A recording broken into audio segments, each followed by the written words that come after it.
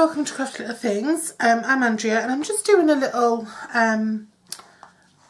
sort of extra video, if you like.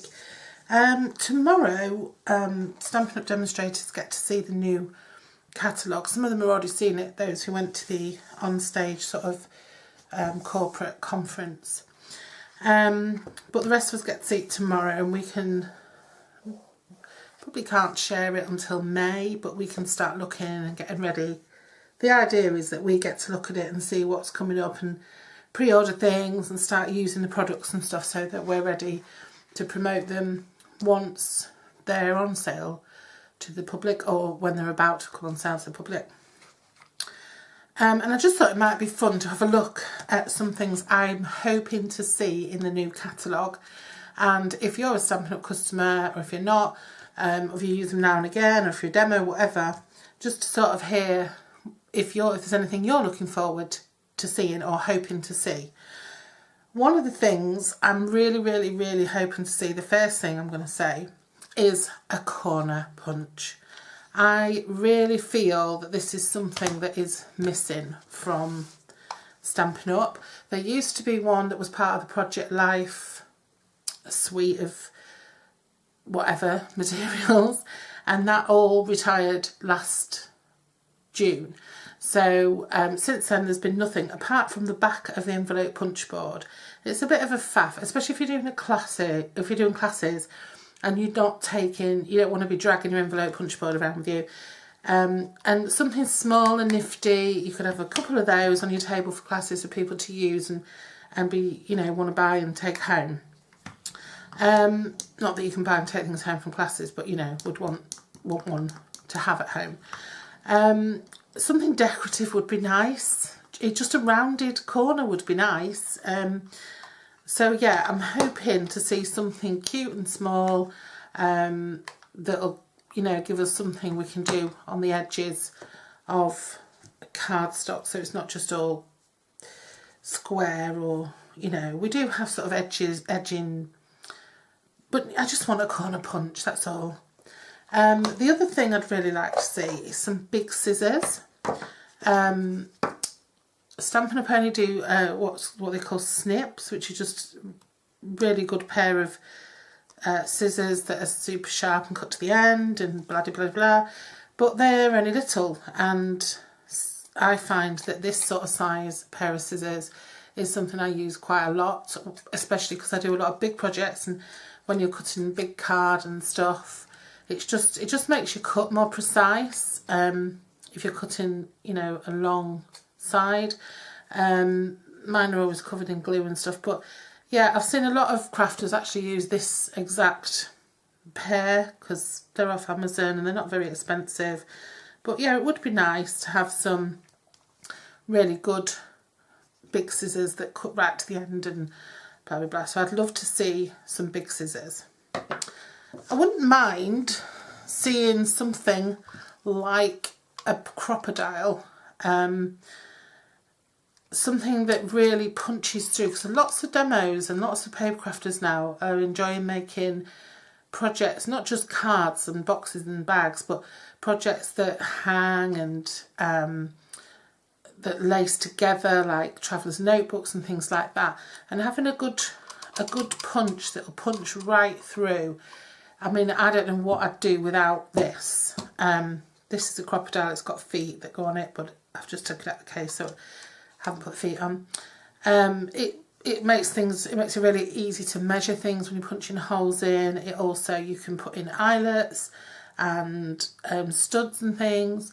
So yeah, it does brads and stuff. So it's just really useful, and it just takes a lot of the strain out of punching, because a single hole punch is quite a tough little cookie to work. So even the smaller version of this, it's just got that good action that's just easier to work. A lot of crafters, not all of them or all of us, are getting on a little bit, or some of us have got mobility and some of us have got mobility issues, and some of us have got carpal tunnel syndrome or fibromyalgia or things like that, and it can make making little holes and things quite tough. So it would be nice to see something like this. The other thing I'd really love to see is white ink that actually works. Because I don't know, I don't think it's just me, but this white craft ink, no, it just doesn't do it for me. And there's lots of times where I'd love to have something printed in white and or stamped in white, and I've done it and it just looks awful. And I don't know if it's me or just my ink pad, or I don't know what it is, but I'd love to see some really good, you know, nice bright white ink. The alternative that I use at the moment is to white heat emboss, so I do get around that using some fab heat embossing materials from Stampin' Up. So yeah, that's the other thing I'd love to see. And as far as I'm concerned, I think that's about it. Somebody in our group did say that they'd like to see some fancy edged, decorative edged framelets. That might be nice. But other than that, I'd like to see a bigger tape dispenser, double-sided tape dispenser, because now Fast Fuse is retired. I'm wondering what they're going to put in its place. So I'm quite curious to see what they put in place of that. So yeah, that would be nice. I can't really think of anything else that I'd really like to see. So I'm just excited to see what does come out, what happens. As for things I really hope stick around, obviously you can still buy things once they've retired. They do have a retiring sale and things come up on the clearance rack and things like that. But, and people sell stuff. Demonstrators tend to, not all demonstrators, but a lot of demonstrators tend to only use products that are current, because they're selling the products at the end of the day and they can't sell something that retired 3 years ago. So, but even so, they still have things that they like to use again, that, you know, people have got a stash, you know what crafters are like. Some of us just gather and gather and gather and never get rid of anything. So it can be nice to see a stamp set you bought 2 years ago and never used by a demo. That can be nice, and some of us do that. But some just keep current and that's it. So, you know, it'd be nice for some of us who like to keep things current. It'd be nice to keep something current that we really like. And one of the things I really, really like and would love to carry on using, I mean, I do use retired stuff, so, but if I was just a purely sales focused business person and was in this, you know, to just sell as much stuff as possible, then I wouldn't carry on using something that had retired, because there'd be no point, nobody would buy it. Nobody could buy it.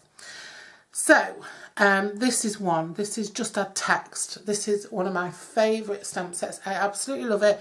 I use it all the time, and it's just a real go-to for me. You can see the state of it. You'll probably all cringe when you see the inside, but I just use it all the time. It's just, there's no point in putting things away because they're just out all the time. Yeah, I absolutely love that. And if I was a demo who didn't use anything that was retired, I'd be sad to see that go. And the other one I'd be sad to see go would be this one, because I just love this, and it gets used, again, it gets used so much. This is Butterfly Basics, and I did get this actually free, thank you very much, as part of a design or challenge that I was involved in. I can't remember if it was I can't remember what it was, but anyway, it was a birthday thing, I think, a blog hop thing, and because of that I had to use it a few times as part of the commitment to the challenge, if you like, and so because of that I did use it a lot, and I not only made my 4 projects, but I made about another 6 or 7 that didn't make the final cut. So I used it a lot, and so I really got to love it, and I got to really got to grips with it. So I would recommend that if you know, you do have a stamp set that you don't use very much, that you thought, I do this all the time. I think, oh, I'd love that one. And I get it, and then I think, what am I going to do with it? And then it sits there, and I get it out, and I put it back, and I get it out, and I put it back. If you do that, set yourself a challenge. I did this, I did it a few months ago, where I took a stamp set and I thought, I'm going to use this stamp set in every project to do for 5 days. And it really gets you thinking about how to use the stamps, and you really getting your money's worth out of your stamps and being a bit more creative and a bit more innovative. So because I did that for the challenge, I just really got to, I knew this stamp set inside out.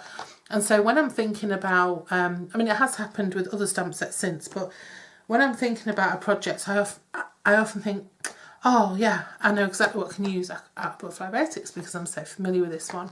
So I would recommend, you know, this is one I would hate to see go, because I do love, and especially this butterfly, when it's, you know, once it's printed out with, once it's die cut as well, it's just gorgeous. And I'll just show you what a project I've just done with it.